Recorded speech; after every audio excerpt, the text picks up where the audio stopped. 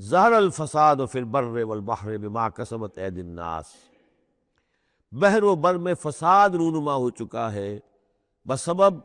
اس کمائی کے کہ جو لوگوں کے ہاتھوں نے کی ہے۔ یہ آیت جتنی آج روشن ہو کر پورے دنیا کے افق کے اوپر جو ہے یوں سمجھیے کہ نمایاں ہو رہی ہے، شاید جس وقت نازل ہوئی تھی اتنی نمایاں اس وقت بھی نہ ہو، اس لیے کہ اس وقت پوری دنیا کا کیا اندازہ تھا، لوگوں کو بہت کم اندازہ تھا، پوری دنیا کی وسعت کا اندازہ بھی نہیں تھا۔ آج جس طریقے سے فساد رونما ہو چکا ہے پوری زمین میں، اور جس طرح کے تصادم ہیں، جس طرح کے مقابلے ہو رہے ہیں، جس طرح کی بد امنیاں ہیں، جس طرح کے فسادات ہیں، تو ظاہر الفساد فی البر والبحر، بر و بحر میں فساد رونما ہو چکا ہے بما کسبت ایدی الناس، لوگوں کی اپنے ہاتھوں کی کمائیوں کے باعث، لیذیقہم بعض الذی عملوا، اور یہ اس لیے ہے کہ اللہ تعالیٰ انہیں ان کے بعض اعمال کا مزہ چکھائے، یعنی بعض الذی عملوا، اگر تو سارے اعمال کا اللہ تعالیٰ یہیں پر اگر سزا دینی شروع کر دے تو کوئی آدمی بچے ہی نہ، ما بقا علی ظہرہ دابہ، تو کوئی بھی ایک بھی انسان نہ رہے زمین کے اوپر، لیکن کچھ اللہ تعالیٰ جو ہے وہ عذاب دیتا ہے، لعلہم یرجعون، تاکہ یہ لوٹیں پھریں سوچیں غور کریں توبہ کریں رجوع کریں۔ یہ جو کچھ ہو رہا ہے اس وقت وہ اس لیے ہے کہ انسان ہوش میں آئے، یہ آج ہمارے ساتھ کیوں ہو رہا ہے، کس وجہ سے ہو رہا ہے، خاص طور پہ مسلمان سوچیں کیوں ہم ذلیل و خوار ہیں آج، کیوں ذلیل کہ کل تک نہ تھی پسند گستاخی فرشتہ ہماری جناب میں، کیا وجہ ہے؟ اے اللہ ہم سے تو وعدہ تیرا تھا، انتم الاعلون ان کنتم صادقین ان کنتم مؤمنین، تم ہی بلند سر بلند ہوگے اگر تم مومن ہوئے، ہمارا یہ حال کیوں ہے؟ اگر ہم یہ سوچیں گے تو نتیجے پر پہنچیں گے کہ اس لیے کہ ایمان نہیں ہے ہمارے پاس، یا دوسرا وجہ یہ ہے کہ ہم نے دین کے حصے بکھرے کر دیے ہیں۔ افتؤمنون ببعض الکتاب وتکفرون ببعض فما جزاء من يفعل ذلك منكم الا خزي في الحیاۃ الدنیا ویوم القیامۃ یردون الی اشد العذاب۔ تو جب آپ سوال کریں گے قرآن سے تو قرآن آپ کو جواب دے گا، لیکن ان چیزوں پر بھی اگر غور کریں سوچیں تو جب تک اللہ تعالیٰ کی طرف سے کوئی مہلت ملی ہوئی ہے، کوئی بڑا عذاب آنے سے پہلے، یہ آیت نوٹ کر لیجیے 41 نمبر آیت ہے، اس لیے کہ 60 آیتیں ہیں سورہ روم کی۔ اس سورہ مبارکہ کی مناسبت مضامین کے اعتبار سے ہے، اس کے بعد سورہ لقمان ہے، پھر سورہ سجدہ ہے۔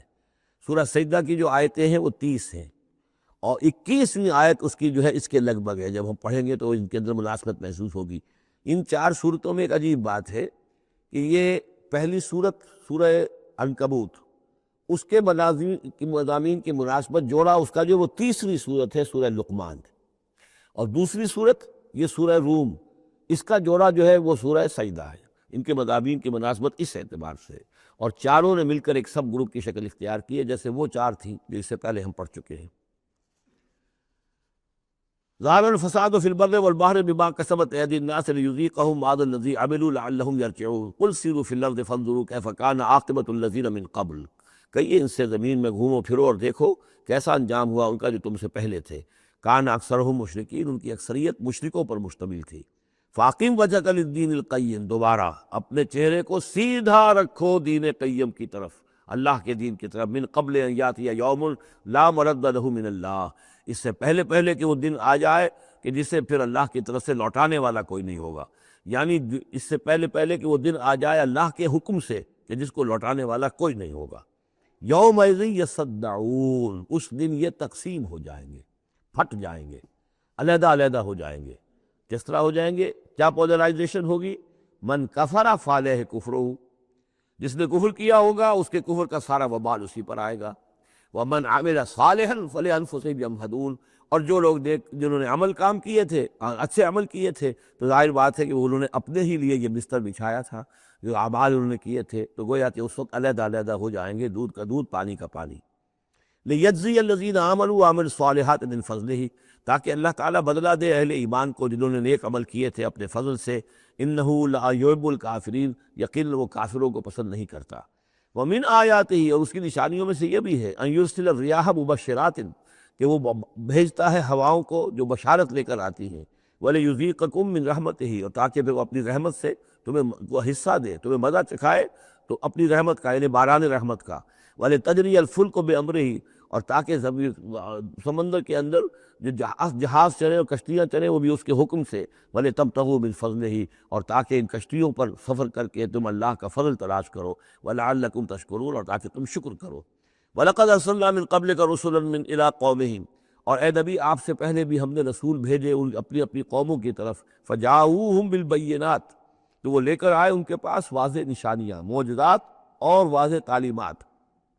فالتقمنا من الذین اجرموا، پھر ہم نے انتقام لیا مجرموں سے، وکان حقا علینا نصر المؤمنین، اور یہ تو ہمارے ذمے تھا کہ ہم اپنے اہل ایمان بندوں کی مدد کریں۔ یعنی یہی ہوا ہے، حضرت نوح اور ان کے ساتھی بچا لیے گئے، حضرت ہود اور ان کے ساتھی بچا لیے گئے، حضرت صالح اور ان کے ساتھی بچا لیے گئے۔ اللہ الذی یرسل الرياح فتثیر سحابا، اللہ ہی ہے کہ جو ہوائیں چلاتا ہے، فتثیر، پھر وہ ہوائیں جو ہیں اٹھاتی ہیں بادلوں کو، فیبسطہ فی السماء، پھر اللہ تعالیٰ ان بادلوں کو پھیلا دیتا ہے فضا کے اندر، کیف یشاء، جیسے بھی وہ چاہتا ہے، ویجعلہ کسفا، پھر ان کو کر دیتا ہے تہ برتہ، یہ مضمون پہلے بھی آ چکا ہے، پھر ان کو تہ برتہ کرتا ہے۔ فتری الودق یخرج من خلالہ، تم دیکھتے ہو کہ بارش برستی ہے